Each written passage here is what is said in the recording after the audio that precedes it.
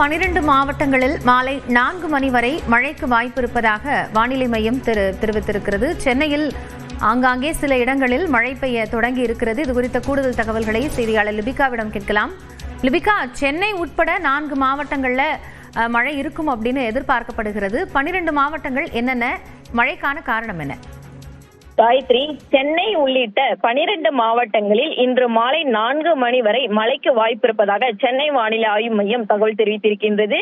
அதாவது சென்னை, திருவள்ளூர், வேலூர், ராணிப்பேட்டை, திருப்பத்தூர், திருவண்ணாமலை, செங்கல்பட்டு, காஞ்சிபுரம், விழுப்புரம், கிருஷ்ணகிரி, தர்மபுரி மற்றும் நீலகிரி உள்ளிட்ட 12 மாவட்டங்கள் மற்றும் புதுச்சேரி பகுதிகளில் இன்று மாலை 4 மணி வரை லேசானது முதல் மிதமான மழைக்கு வாய்ப்பு இருப்பதாக சென்னை வானிலை ஆய்வு மையம் தகவல் தெரிவித்திருக்கின்றது.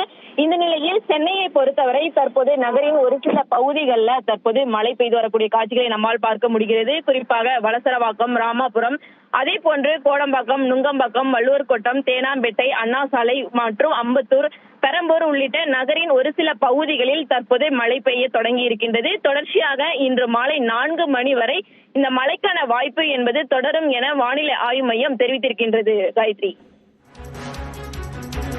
நன்றி லிபிகா, விவரங்களை வழங்கியமைக்காக. தொடர்ந்து ஒரு நிமிட